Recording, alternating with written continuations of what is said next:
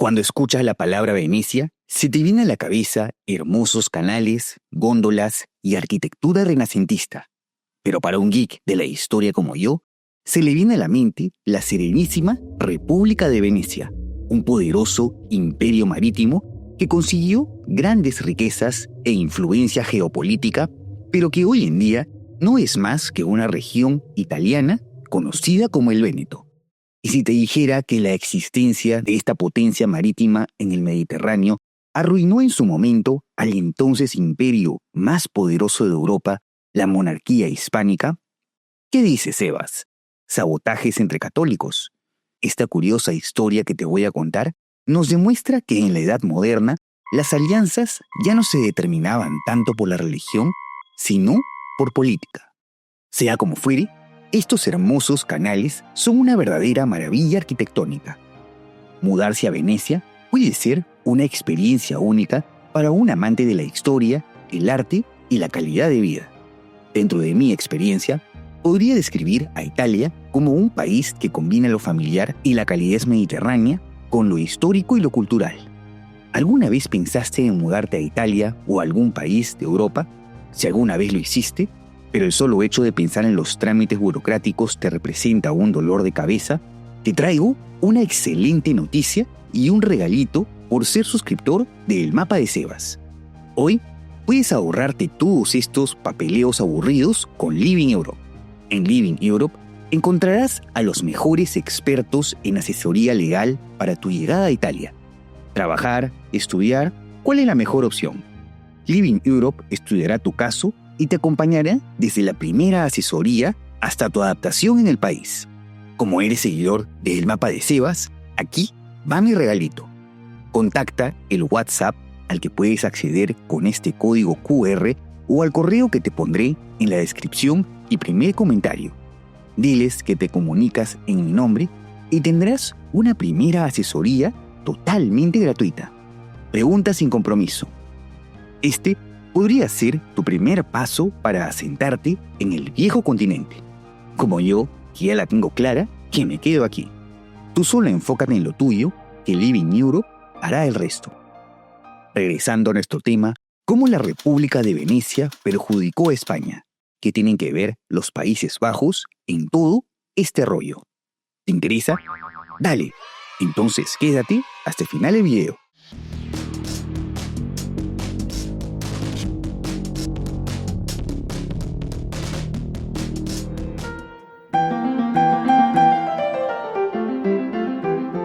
Como siempre, remontémonos a los antecedentes.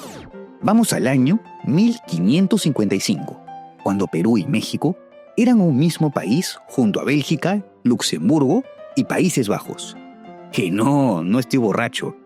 Todos estos territorios hacían parte de la monarquía hispánica.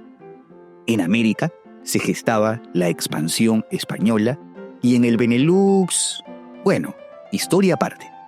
En aquel entonces era conocido como los Países Bajos de los Habsburgo, un conjunto de provincias del Sacro Imperio muy prósperas por sus ciudades comerciales tales como Brujas, Amberes y Ámsterdam. A lo largo del siglo XV, estas provincias fueron unidas bajo la dinastía de los duques de Borgoña. Cuando María de Borgoña murió, le heredó los territorios a su hijo, Felipe el Hermoso de la Casa de los Habsburgo, quien se casó con la famosa Juana la Loca, hija de los reyes católicos. Ya vamos atando nudos. De este matrimonio nace Carlos V, quien salió recontra premiado. Heredó tanto la monarquía hispánica por su madre, como los dominios de los Habsburgo y el ducado de Borgoña por su padre. Es decir, bajo su reinado se unificaron España, los Países Bajos y el Sacro Imperio. El problema que tras abdicar en 1555, Carlos V le heredó a su hermano Fernando el Sacro Imperio y a su hijo Felipe II España y los Países Bajos, que ahora pasan a llamarse como los Países Bajos Españoles. ¿Esta fecha te suena a algo? Exacto, a la Reforma Protestante. Es decir, se vienen problemitas. Los Países Bajos españoles estaban divididos en 17 provincias, una región muy rica, comercial y urbana, clave para el imperio de Felipe II. La ya mencionada Reforma Protestante se inició en 1517 con las ideas de Lutero y Calvino y encontraron en el norte de los Países Bajos un terreno fértil. ¿Pero por qué? Resulta que en provincias como Holanda, Zelanda, Utrecht o Frisia existía una burguesía mercantil poderosa con un fuerte contacto con estados alemanes del norte e Inglaterra, en donde el protestantismo ya se había asentado. En sus ciudades se valoraba la libertad individual, la lectura de la Biblia y el rechazo de la jerarquía eclesiástica, que coincidía con el espíritu urbano y comerciante. En cambio, en el sur, Flandes, Brabante, actual Bélgica y en Luxemburgo, la economía era más feudal y agraria y la Iglesia Católica mantenía una gran influencia a través de las órdenes religiosas y de la nobleza leal a España. Así, el norte se calvinizó progresivamente, mientras que el sur se mantuvo católico. Felipe II, profundamente católico, quiso imponer la ortodoxia religiosa y aumentó los impuestos para financiar sus guerras. Resultado para las provincias norteñas, pues una doble resistencia, religiosa en rechazo al catolicismo y política en defensa de las libertades locales. Es así que en 1568 estalla una revuelta en las provincias del norte, liderada por el famoso Guillermo de Orange. Comienza así la famosa y larga guerra de los 80 años, que en realidad duró 79. 11 años después del inicio del conflicto, las provincias rebeldes fundan la Unión de Utrecht, comprometiéndose a resistir, mientras que algunas de las provincias sureñas firmaron la Unión de Arras, reafirmando su fidelidad al catolicismo y al rey. Tras la Unión de Utrecht, los rebeldes proclaman las Provincias Unidas de los Países Bajos, que coincide casi exactamente con las fronteras actuales neerlandesas. Los conflictos se extienden por casi 8 décadas hasta que en 1648 España reconoce oficialmente la independencia neerlandesa en la Paz de Westfalia.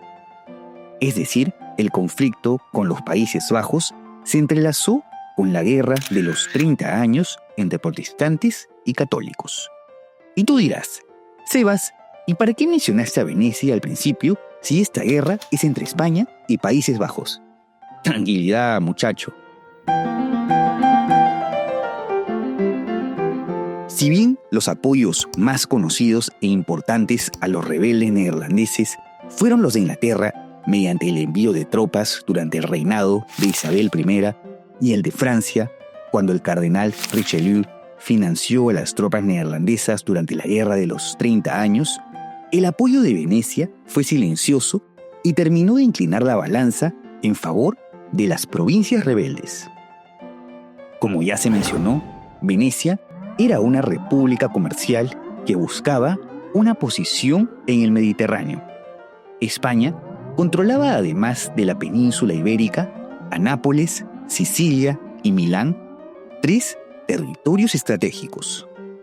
Además, aunque Venecia era católica, no era un estado confesional y velaba más por el pragmatismo, lo que significó cuestionar y desafiar el orden hegemónico de la monarquía hispánica de los Habsburgo. ¿Y cómo fue este apoyo? Bueno, no envió ejércitos a Holanda, pero sí ofreció apoyo financiero, logístico y diplomático, especialmente a través de su red comercial y bancaria. Puertos venecianos sirvieron como puntos de tránsito y contrabando de armas o suministros que luego llegaban al norte de Europa. Además, banqueros venecianos facilitaron transferencias de dinero y créditos a Francia e Inglaterra, potencias que apoyaban directamente a los rebeldes. Diplomáticos venecianos en Madrid, Bruselas y Londres mantuvieron el papel de intermediarios y espías, informando a Venecia sobre movimientos españoles. ¿Fue este apoyo decisivo? No directamente, pero vaya que jugó como una pieza del equilibrio que facilitó la rebelión neerlandesa. La consolidación de la independencia de los Países Bajos fue un golpe durísimo para la monarquía hispánica. Perdió su región más rica, industrializada y comercial, se quedó sin su principal base en el norte de Europa y sin acceso directo al comercio del mar Báltico, con lo que declinó como potencia hegemónica dentro del continente europeo. ¿Y Venecia qué ganó? El debilitamiento de España redujo la presión sobre el Mediterráneo. Esto permitió que los venecianos se expandan por la costa de Dalmacia e incluso por el sur de Grecia por momentos. En conclusión, Venecia no ayudó a los Países Bajos con cañones, sino con financiación, información y diplomacia. Un apoyo no por fe, sino por conveniencia, lo que nos demuestra que en la Edad Moderna la política y la economía comenzaban a priorizarse antes que las convicciones religiosas. Asimismo, nos demostró que el inicio de la decadencia del Imperio Español tuvo artífices secundarios poco visibles para la historia universal. ¿Conocías sobre el curioso apoyo veneciano a la causa neerlandesa? No te olvides de dejar tu comentario y de suscribirte al canal.